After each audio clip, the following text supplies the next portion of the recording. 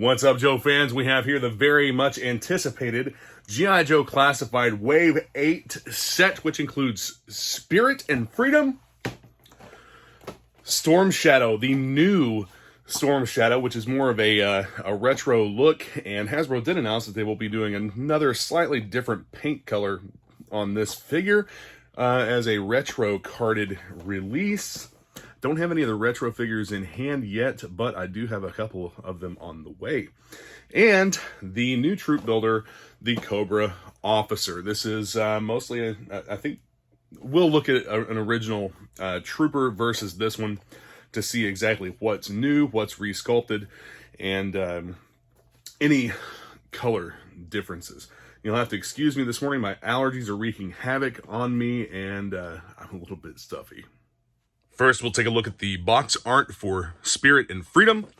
I don't really care a whole lot for this box art. It's supposed to be, I guess, Native American inspired, cartoony. Some aspects of it are pretty cool, but overall, it's not one of my favorite box arts. So on the back, we have all of the figures that have been released so far.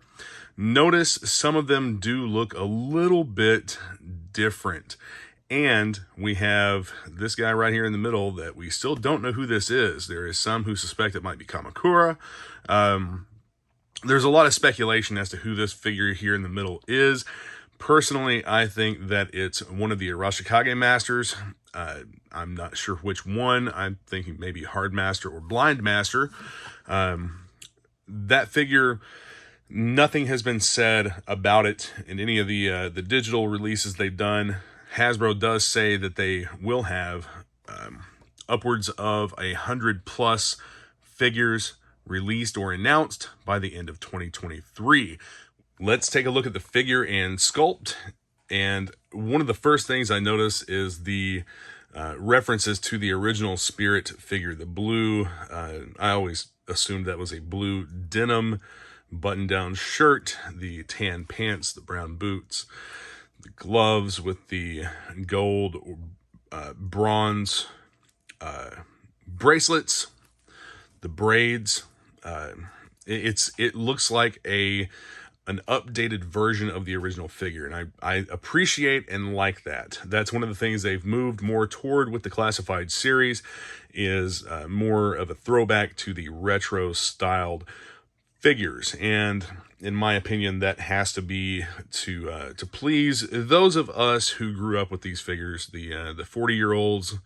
I think that most of the people that are buying and collecting these are in their 30s to 40s.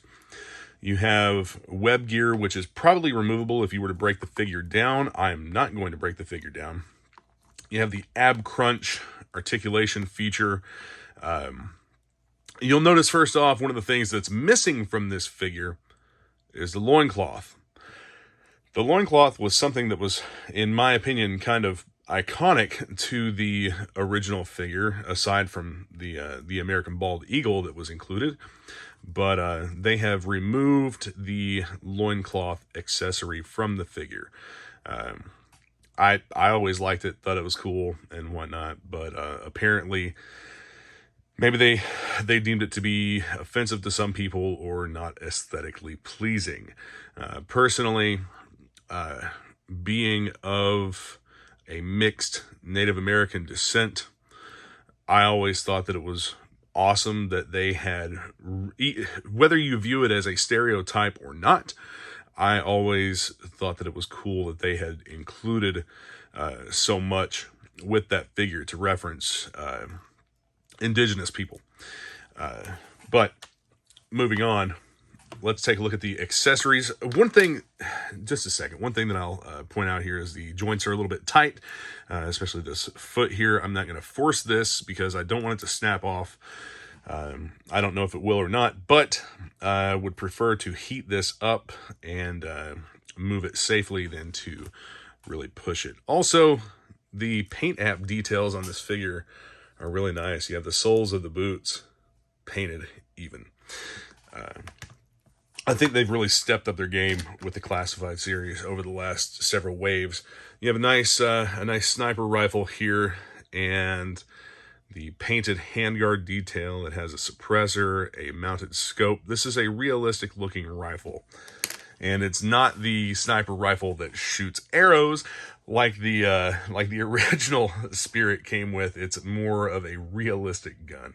This is a 1911 that is engraved with what appears to be the wings of freedom, or the wings and profile of an American bald eagle. This is a really cool gun. This is actually something that I would like to have in my own personal firearms collection. If I was an actual gun collector, this would be a really cool piece, especially considering the fact that it's a 1911. It's an iconic American pistol, and is undoubtedly supposed to be a 1911 and 45 ACP, the Lord's caliber.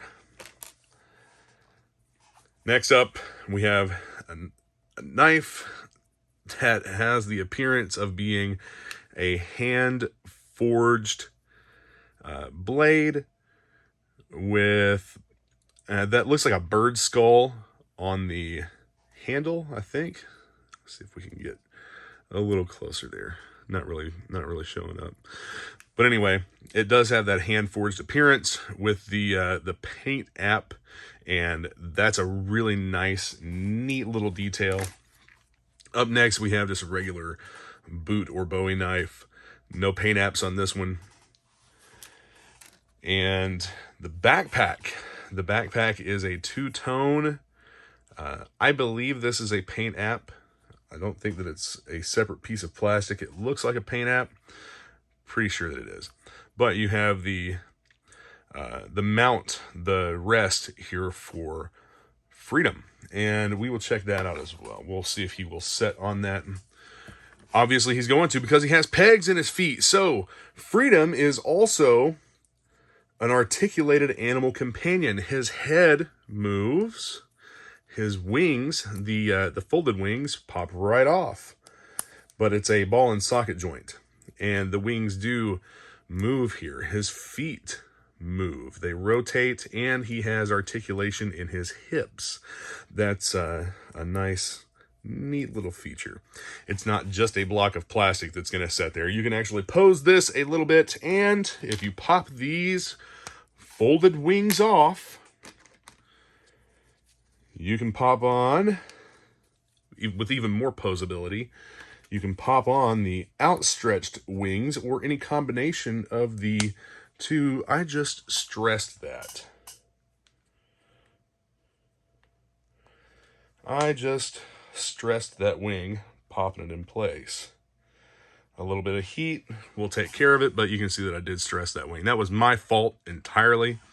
I just tried to kind of cram it in there. The joint for that one seems to be a little bit tight. So I'll probably end up putting a little bit of oil in there to lube that up before I do anything else with it. But these wings are a soft, pliable material. That white stress mark, you can take care of that with a little bit of heat, some hot water, maybe a blow dryer. But we'll leave his wings outstretched and see how he fits here on the backpack.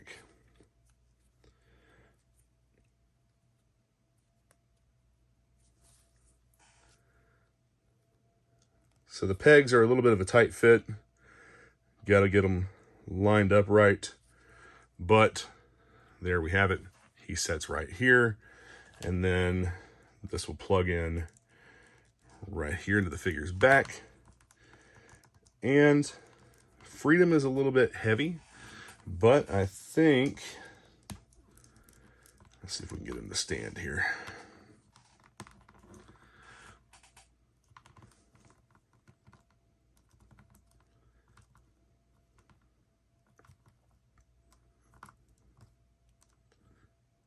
He will stand with freedom mounted. So that's a plus. A lot of people were concerned that the weight of the bird would cause the figure to topple over. And that's just not the case. So I'm going to pop these wings off so that I can get some heat on that. And don't just jerk the wings off like I've done with this one, because you might end up with a little stressor mark or something on there. So just be kind of careful with it. It's not necessarily so fragile that I think it's going to break, but that little bendy mark is unsightly at best. Now, the figure also has peg holes in the gauntlet on his arm, which I think that's actually, yeah, it appears to be a molded piece, but there are peg holes here for Freedom's feet to go into. So,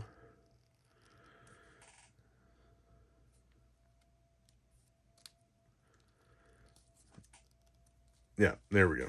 And then you can raise the arm, and he holds Freedom out here like so.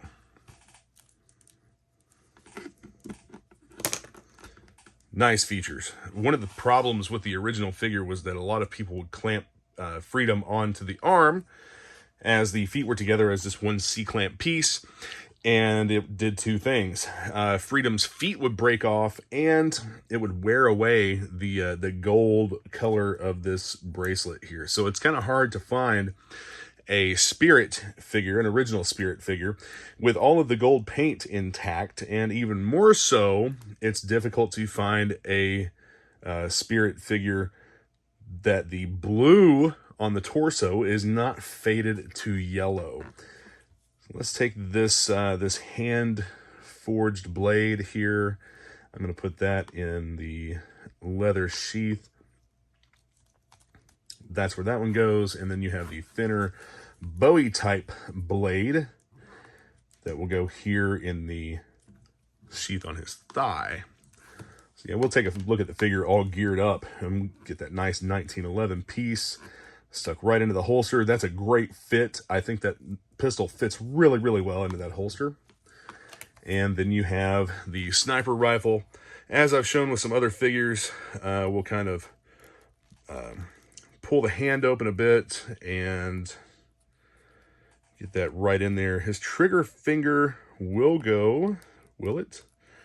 Will it go? I say it will go. Yes, it does go right into the trigger guard. So he is able to hold the rifle, and once you heat this figure up and get the joints and things a little bit more pliable, you'd be able to pose this and probably, for the most part, shoulder that that buttstock, which is really cool.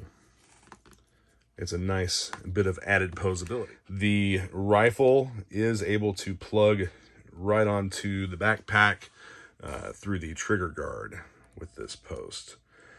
It fits a lot better turned around like this, because you have I'm not sure what this is. I guess it's supposed to be like a safety or something, but anyway, it does stick out a little bit and obstruct the attachment here turned around this way, so the rifle would actually go on like so, and that kind of stows that accessory away, so everything will fit onto the figure except for the extra wings. Box art for the Cobra Officer is very reminiscent of that from the Cobra Trooper and the Cobra Infantry. Slightly different, does appear to be on a very similar battlefield. Let's make some comparisons side by side with the Infantry, which is also the Trooper mold, and the Officer. So the Officer has, at the very least, a new upper torso. And I'm not going to pop this off to show the lower torso, but it's probably the same. The web gear allows for more articulation, a little bit better movement. The waist looks like it's probably also the same. They share a waist.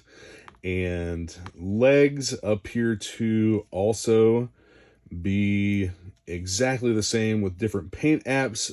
The boots, however, are different. The boots on the Officer are slightly different than what they are on the... Actually, they're a lot different, not just slightly different, but they're a lot different than what they are on the Infantry and Trooper. You do have the little arm insignia here that goes around the bicep. That is from the Cobra Trooper, which would designate this guy as a higher rank than the Trooper, it appears. And the Infantry does not have one. I don't have a Trooper open and in hand to go over with. But you also have the silver paint apps designating officer as well. The head sculpt is different. The arms are the same except for the gloves. The as you can see here, the shoulders, from the shoulders down to the lower arm are the same. The lower arm has different gloves, and the hands are also different. So they added quite a few new sculpt parts to the officer. Let's get that hip back up in there. I don't really care for those drop down hips. They're I don't know. They're not the best. Yeah, that snapping was the plastic breaking loose. It wasn't actually breaking. But anyway, this guy stands on his own pretty well. Major posability, great looking figure. I like the officer. The blue that these figures are molded in, the blue does appear to be almost exactly the same. As you can see here in the legs and in the head. I think that you just have the different paint apps which make it look slightly different. Like the officer is a lighter color. There's more of that blue exposed on him than what there is on the infantry and the trooper. Both of those figures, the infantry and trooper, have more paint apps on the outsides of the legs, the chest, etc., that obscure some of that blue from showing through. Also, you'll notice a difference in the mask. This is more of a cloth mask for the officer versus the face cover armor piece for the infantry and the trooper. Looking at the accessories. So I didn't know right off exactly what this was because I didn't immediately see a mounting point, but you have here, at first, I thought this was a magnified red dot optic, something like an ACOG, but the way that it fits onto the gun, I don't think that's what it is, because an ACOG should mount up here. That is a scope. It should mount in the line of sight, but they have it set up to mount on the modernized AK-47 on the side. It's in an odd position. It's definitely not in a position to be an optic. I'm thinking maybe it's a flashlight or a laser. I'm just not 100% sure. It's, regardless of what it is, either of those things, it's in a very odd spot. Most people would not mount a laser or light to the gas tube rail, which is that's what this part up here is. It's the gas tube for the or the piston tube for an AK. But it's an odd accessory, and nothing in the packaging says what this accessory is. It doesn't show a picture of it on the back or anything like that. So, I mean, it's just wild speculation. This is, to me, a flashlight or a laser. But this is a very modernized AK-47. The receiver is actually a little bit different on this piece than what it is on a traditional AK-47. But you do have that M4 tube extension with an adjustable stock and what appears to be some type of new ergonomic grip that's been added to it. I used to be real into AKs and got out of them. I got rid of all of my AKs except for my Sega 12, my 12 gauge AK. And to me, they became more of a money pit than an AR-15, and I never could get them to be exactly what I wanted them to be. They were fun, but I just decided that they were no longer necessarily for me. Now, here, the pistol, we have a broom handle Mauser. That's a pretty neat little reference to a blast from the way past. Then we have here what appears to be a Galil style or Draco style AK type pistol, but this AK type pistol, or it's really hard to tell what exactly this is. It looks like it might be based off an AK or maybe an H&K style gun, but it takes AK magazines, which come with the figure. It comes with 2 of them, and they rock and lock here into the side. That's different. That's almost like a Sten. But they rock and lock into the side. I guess that's so that the magazine will be able to be in the gun. Yeah, that fell on the floor. While it's in its holster. Now, right off the bat, this doesn't fit real well into the holster. Very tight. Something I'm not going to force. I don't want to force it in there and snap off that front sight on the top. So I'll probably heat this up and get it in there that way if I choose to display in the holster. But this holster actually plugs in. Let's see, where does it plug? Oh, it's a backpack. Right here. There we go. Yeah, kind of an odd place for it, I think. Maybe around the side. But anyway, you get the point. That's where it goes. The AK, like I said, it includes magazines that plug right in, like so. Didn't show that a second ago. And then you have the knife, bayonet style knife. We'll gear him up. Knife in the sheath. It does go all the way in. Broom handle into the holster on the figure's side. Let's see if we can get that in there. All the way. Locks in place. Now for this little flashlight, where did it go? There it is. For this little flashlight optic thing, there is a pouch back here that I think it goes into. It's such an odd little piece.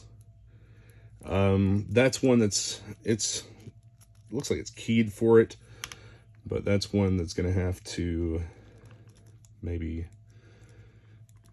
yeah, that's not gonna push all the way in real easy, but it goes right in there. And the helmets, let's take a look at the difference in the helmets. The officer helmet you have, it's a different mold. It's a modified mold at the very least.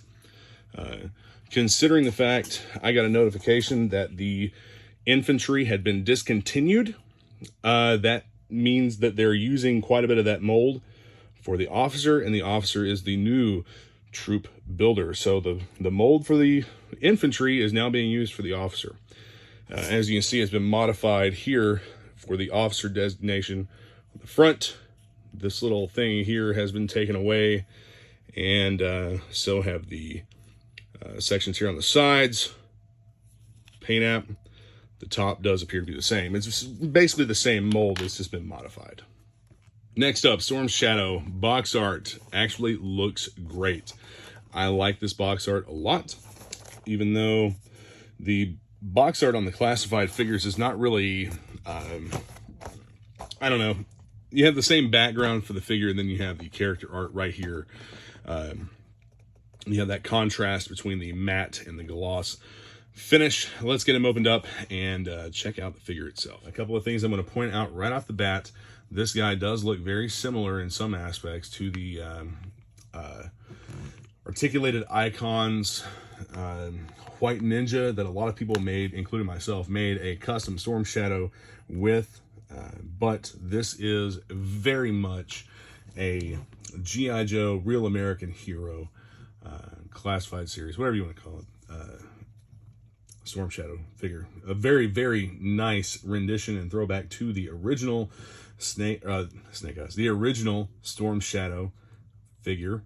You have the wrist articulation here.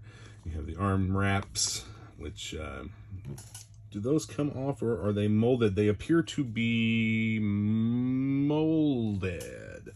They don't come off. This has me wondering if a bare arms set from articulated icons would actually fit this figure, and then you can have the removable arm wraps. But he does have the ab crunch here. He has the sash, the little piece him right off his belt that would plug in right here like so.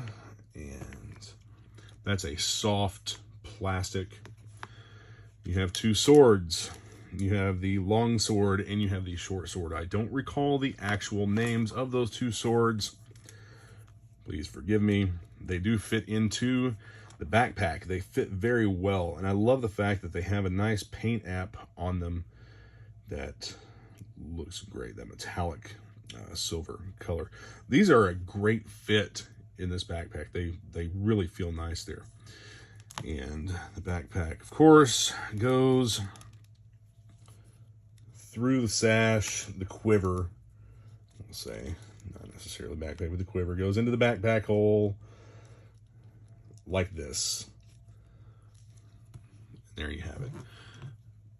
I am thoroughly impressed with this figure. The more I mess with it now, the more I like it, the better I think it is. I love the way that they have sculpted his legs and feet, and the head sculpt looks great. Now, I guess the body was reused to make the Kamakura figure. I've seen some people try and put this hood on, and they did the same thing with articulated icons. They try and put the hood on wrong. So what you'll have to do to put that hood on there is you'll have to, come on, let's get the head popped off here. I'm gonna put this off camera so I can. I'm trying to reach around everything and get that head popped off. But you pop the head off and you have that dog bone style articulation there for the neck. Plus the neck itself is articulated. But anyway, you pop the quote-unquote down hood off, then this is kind of a weird, it's a weird way to do this. You put the head inside the hood and then pop it back on with the hood up. I'm not going to pop that back on because I don't want to display him with the hood up. Looks cool, but just not my preference for Storm Shadow. I just wanted to show everyone how to do that, and then you can get the head back out of the hood here. As with most of these figures, a little bit of heat will go a long way in helping to limber them up and be able to pop things off and change things around a little more easily. So he does look fantastic though with that quiver and scabbard set. Now, another feature of the backpack, which is a throwback to the original, the bow. This kind of badass looking compound bow, which is what the original, let's see, not the original, but the V2 Storm Shadow, I think, came with. He came with a compound type bow. Let's see how this actually fits on here. Just like that. It's kind of keyed so that it will only go on really one way, but it goes on to and stores on the quiver backpack. You also have an arrow. Lenny had said that originally they had intended for the bow to be able to fire the arrow, and they got turned down for that, but the arrow does go into the quiver as well. And you would be able to pose the figure. I'm not going to do it because his joints are kind of tight, but you would be able to pose the figure with the arrow clipped in right here and pulled back to a small extent there. Let's get that arrow in there. So yeah, there we go. Not a whole lot of movement, but enough just to give a little bit of an effect. I think it would be cool to have a bow that was actually strung. Someone that could craft a little miniature compound, or a little miniature, man, I can't think of the word right now for it. Anyway, a regular bow, if someone could craft that out of wood or some type of pliable plastic and have it actually shoot, that would be kind of neat. But Storm Shadow and his accessories are definitely a win. Here's the figure all geared up. Let's see what this looks like. Get in there! Gotta line up that sash with the backpack hole. There we go. Yeah. Very cool. everything on the figure all geared up. That's a great looking piece. They really did a nice job with this figure, and definitely deserve props for it. Thanks for joining Action Media Reviews to open up and check out the brand new classified Wave 8. I know that we see Wave 9 coming in from China. I'm working on getting a set of those figures for myself as well. But Wave 8 is here, American distribution. We'll see these in stores.